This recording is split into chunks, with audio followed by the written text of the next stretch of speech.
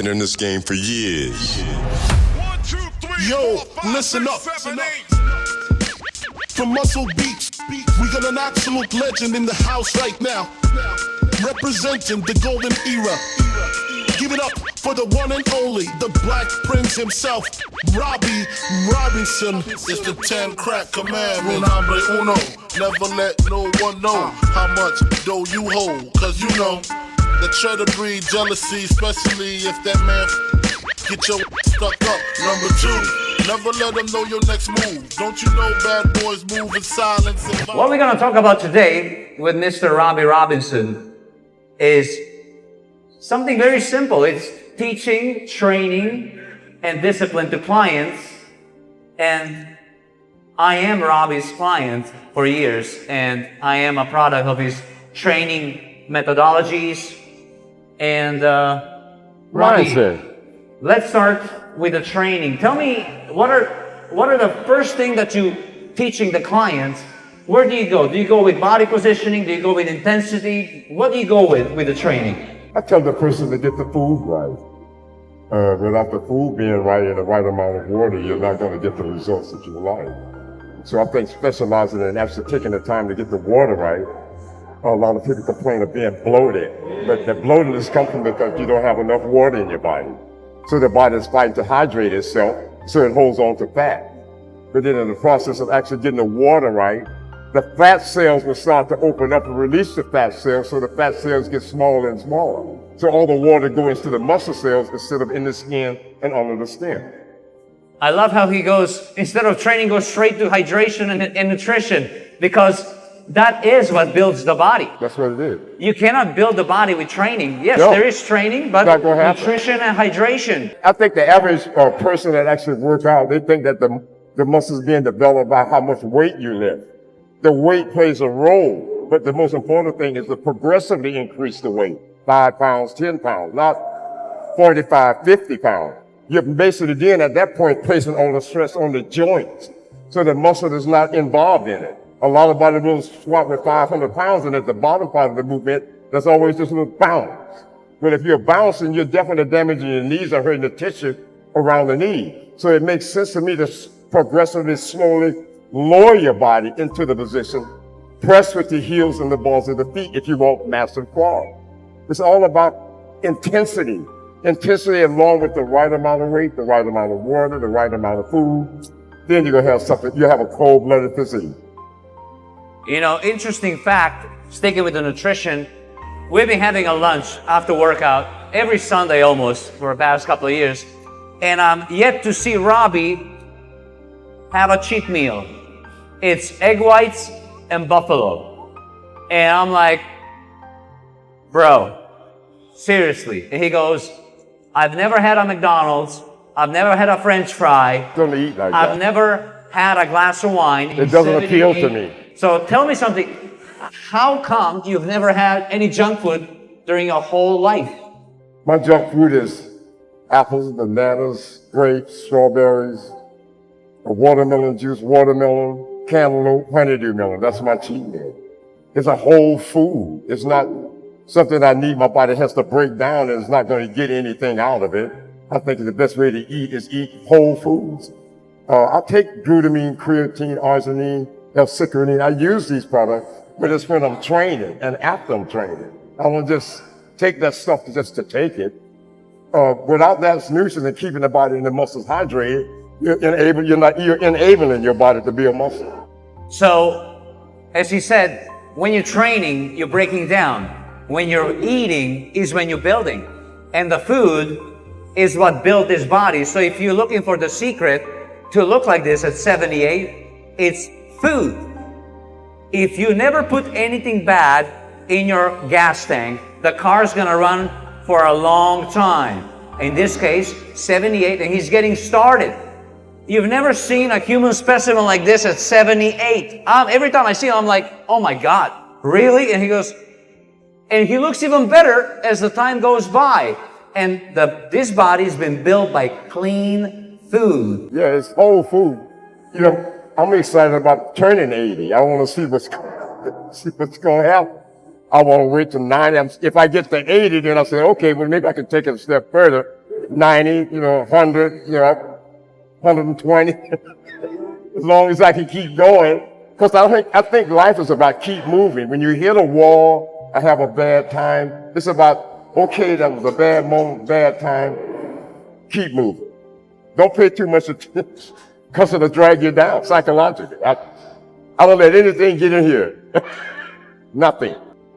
So there's the mindset. It's a mindset. There's the food. And then another thing you probably don't know about Robbie. Robbie has never been injured, ever. 78. I mean, if you have an injury, you get a setback. He's never had a setback because of the way he trains. And thanks to Robbie, I dropped my weight in half. Like I'm not a big guy, but I can push 100-pound dumbbells. Next thing I'm down to 40s, 50s. I'm like, what is going on? What he did was stop training your ego. Let's train the muscles. Exactly. He taught me the mind-muscle connection to a whole new level. Yeah. And once I established it, we slowed it down, and I never lost the connection, and my body changed. Talk to him a little bit about that mind-muscle connection. Like, how did you stay injury-free 78 years in a row and counting? I use the oil, black seed oil. I rub the black seed oil into my joints. I love the black seed into my hair. That's why my hair is still like voluminous. I rub the black seed on my joints when I'm training. I take a teaspoon every morning before I even have breakfast. I use these oils because you need good fats to burn old fat. The more fat you get in your body in measured dosages, your body just build muscle and burn fat. Because that's what you be trying to do. Get the body to build muscle and burn fat. That's energy. Yeah. And as you said, it's good fats. Good fat. Focus on the good fats. Yeah, I'll use like cod liver oil, black seed oil, or what is it? 369 oil. I'll use basically fish oil. I use all these different oils throughout the day. Teaspoon, half teaspoon, teaspoon. I end it with a beef steak, probably the second meal. So one thing that really stuck with me was whole foods. Whole food. I used to have a meal, have a shake, have a meal, have a shake. And then Robbie's like, eat more food, whole foods. Yeah. I cut the shakes, I'll have it like a dessert every now and then. And I was amazed, my body kept burning even more. My metabolism went higher. I built more muscle because the body likes real food. It likes real food. If you get to doing something the same way all the time, the body says, it doesn't reply to it. I think when you change foods around, change the amount of protein you have around, train the amount of carbs you have around, fluctuate everything in a sense. The body likes variety. You can't just keep giving it the same old thing all the time. It doesn't work. Another thing about training, me as a client, that I learned is intensity.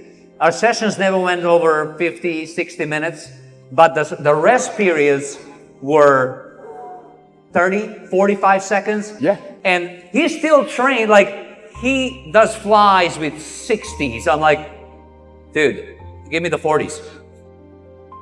Now here's the deal.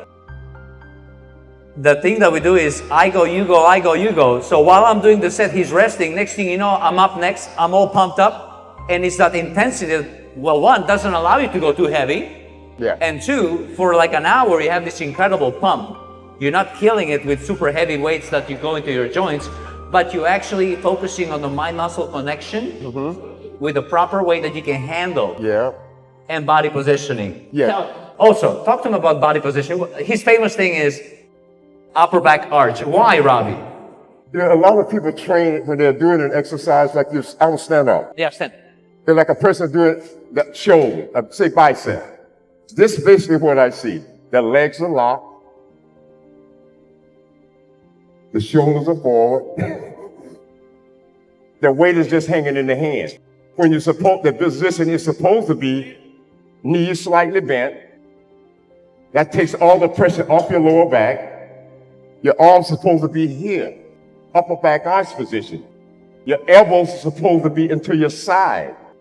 Your wrists are supposed to be turned up. What that does is forces all the stress on the bicep before you even begin to exercise.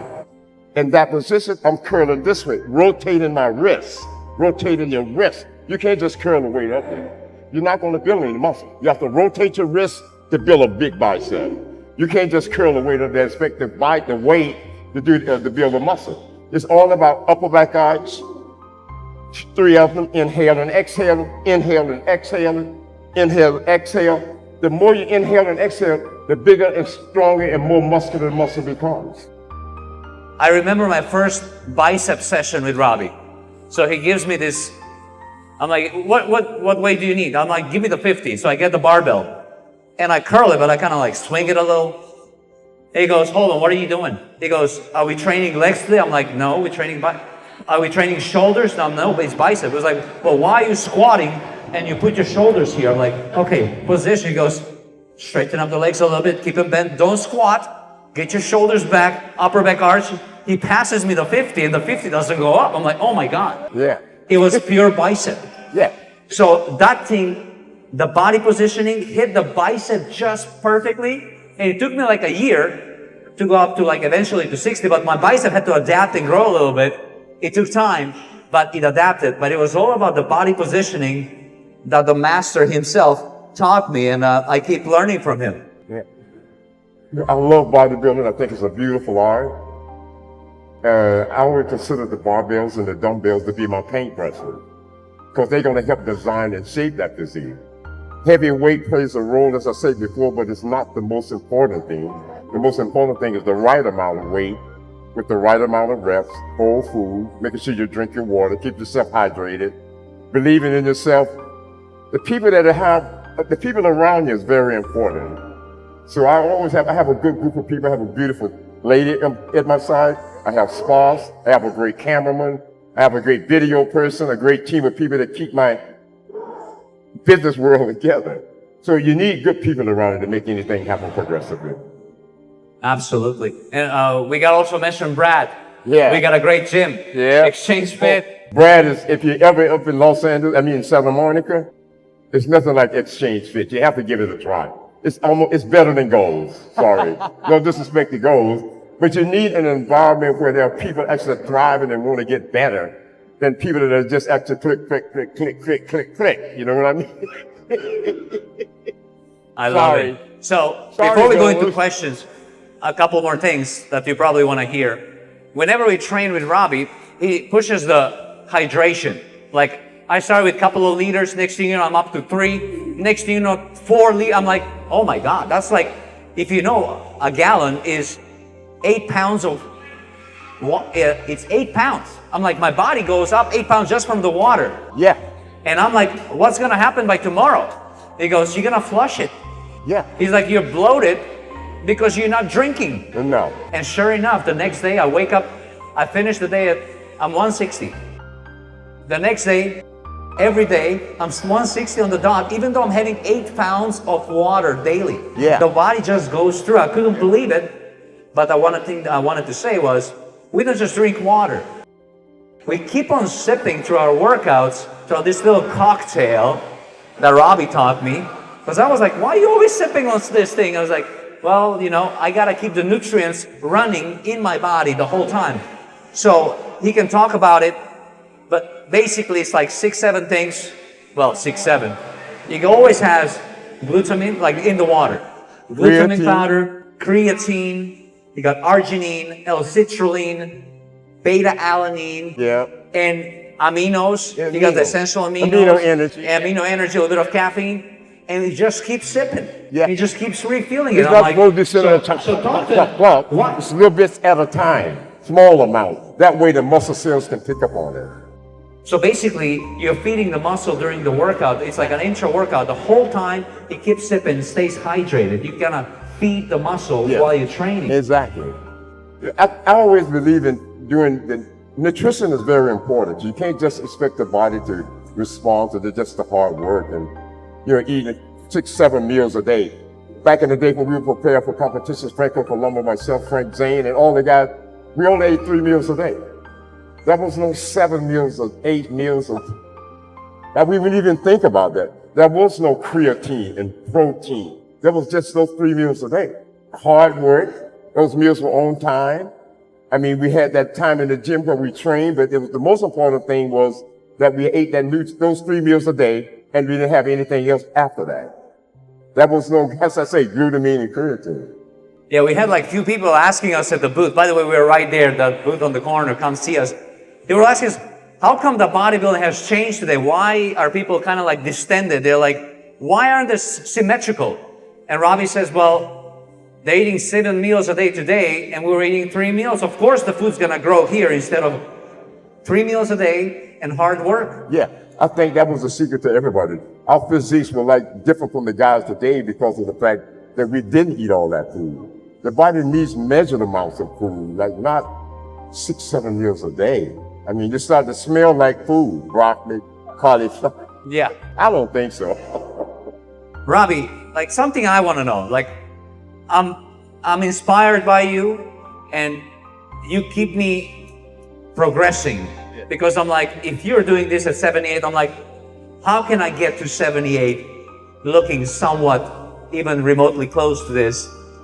Teach me what keeps you going at 7, because it's not a competition, you're not competing, but you still look amazing, injury-free, healthy. What keeps you going? What's your drive? Where does it come from? What is it? I always wanted to be healthy. You know, I grew up having sickle cell anemia.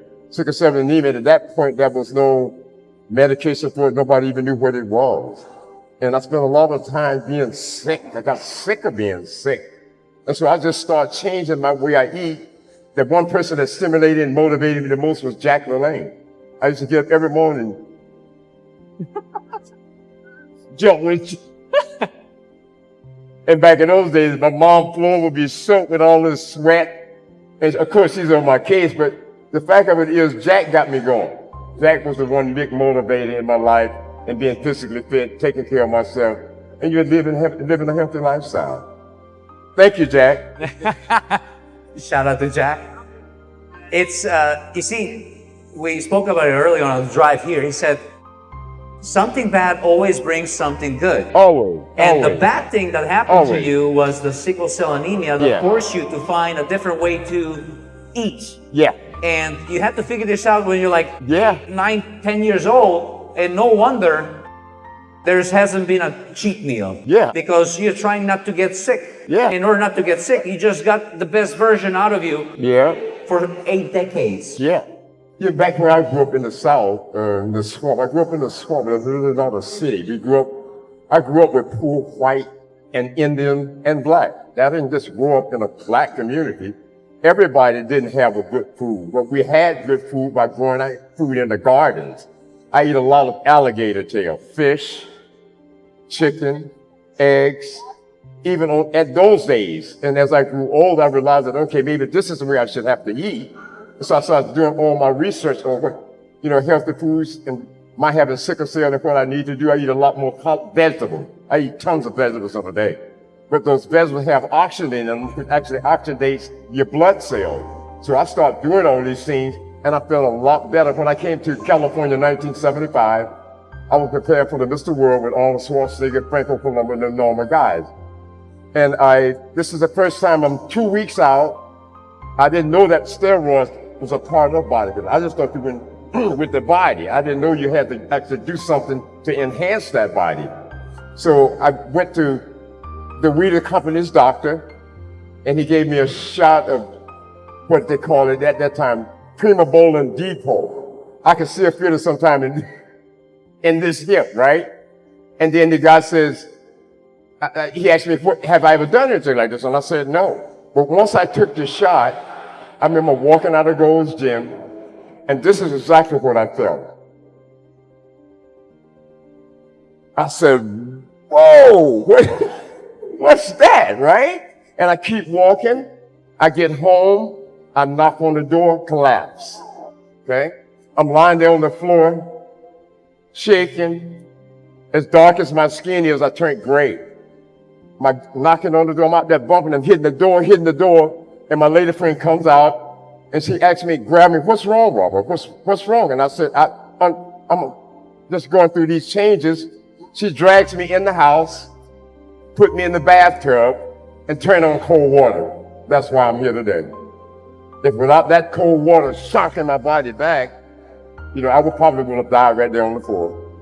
But steroids is not something you can play with. It's a dangerous substance. If you're going to do it, have a doctor address that situation. But to just take it to look big, I don't think so. You know, one thing we've talked about this, and thank you for sharing this, Robbie, I appreciate it. Robbie, when he competed, he would only do Anabolics for 8 weeks. anabolics for like 8 weeks. You get in shape first, then you do the anabolics. You get your body fat down. Now you're going to build on a small scale. But then people are like wondering, how do you look like this at 78? Well, guess what? He stopped competing in like 2000. So there hasn't been any, because you cannot take him and make it over 70 and look like this. So it's the food and the training that created this body. Yeah, at this age, yeah. Correct. And of course, he had his experience. He learned how his body reacted and he adapted. And his goal is longevity. And longevity it is. Yeah. 78, only getting better. Yeah, I'm in the process of about to sign a major endorsement deal that'll create my own supplement line. And this person that does this is the top guy in Europe and Switzerland that put these supplements together. And that is my biggest, I think right now I'm high off just being able to put something out there that actually works. And people want to buy it. I'm the person that shows that longevity. Go online and buy Robbie Robinson longevity formula supplements. I think we're gonna have that roll out in January for the LA Fit Expo. So that's coming. Let's open it up. We have a few minutes for questions. If you have any questions, raise your hand. We pass the mic. This might be your only chance this year until the next expo. So if you have a question, please feel free to ask. I know all of you came to the booth and asked questions, but feel free to ask. A little closer. I have a couple questions. One, what does those 3 meals look like? And my second question is, I'm 60 and I'm finding it hard to get motivated to get in the gym now. I mean, I have no excuse. We have a gym at home. But every time I'm finding excuses not to. I'm tired. I can't get in there. How do you keep motivated? So, the first question is, what are those 3 meals looking like? Describe your 3 meals. The first thing I get up in the morning, I take, 16 ounces of warm water and lemon juice. After that, I take a tablespoon of olive oil. My next thing, 30 minutes after that, I'll wait and have my breakfast. And that breakfast consists of a cup of oatmeal, gluten-free, a cup of pineapple, a tablespoon of macadamia nut butter, and 6 eggs, 3 yolks. That's breakfast. My second meal after I train back home, I'm gonna say day before legs, I have 4 ounces of meat, a lean beef or buffalo patty. I have a baked potato and a cup of broccoli and asparagus. My final meal will probably be chicken, roasted, half of a chicken, roasted with a baked potato and broccoli. My fourth meal is probably salmon, a bowl of vegetables, probably half a cup of rice. Those are 4 meals I eat. So this is when you train, you have that, you usually have like beef on leg day. Yeah, on leg days and back days. Back days. Mm-hmm. And then the second question is, how do you stay motivated? What can she do to stay motivated and keep improving regardless of the age? Where do we find the motivation? You want to get better, want to improve, believing in yourself that you can, loving yourself enough to go in there and take it to that level. You know, I'm like 78 going on 79, but I can be honest with you, I feel so young. When I look at older people my age, and I know that they're my age, my eyes sometimes get a little teary because I know exactly what they should be doing, but they are not doing it. So your health is the most important thing you got. If you're not healthy, you're not wealthy. That's how I see it. And one of the secrets is the upper back arch. We walk sometimes, he's like, you see that hunch? He's like, watch me. And he goes like, boom. It's like, that's my reminder. Because when you do that upper back arch, that keeps you young. That keeps you, Keeps you young. energized. It that makes you keeps feel, yeah, it makes you feel good about yourself. To walk around like, I can't see it. So that's one of the things. Always think upper back arch will keep you looking young. You gotta love yourself too. And not just good situations, love yourself enough in bad situations. Realize that you're not perfect, things not gonna always be right, things are not gonna always work for you. But the most important thing is to just keep moving, regardless of what happened in that negative. Don't sit there and keep looking at it, and complaining about it. It's not gonna solve the problem, it's happened. Let's keep going. I would just add on top of that, I know you would need one answer. I would just add, keep your promises. Make a promise. Keep it to yourself. And don't break it. Don't break because it. Hey. When we break it, we just lose that confidence just a little bit. But if we honor a promise, Yeah. and we do it at least for a month, let's say we say, I'm not gonna hit the snooze button for 30 days.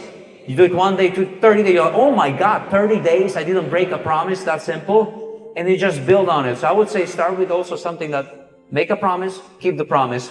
And if it's health related, looking, feeling younger and better, I'm gonna eat a little cleaner. Make a promise, keep the promise. Awesome. Any more questions for Robbie? Thank you. Yes, appreciate it. Violence taken from your honest. I done squeeze mad clips at these cats for they bricks.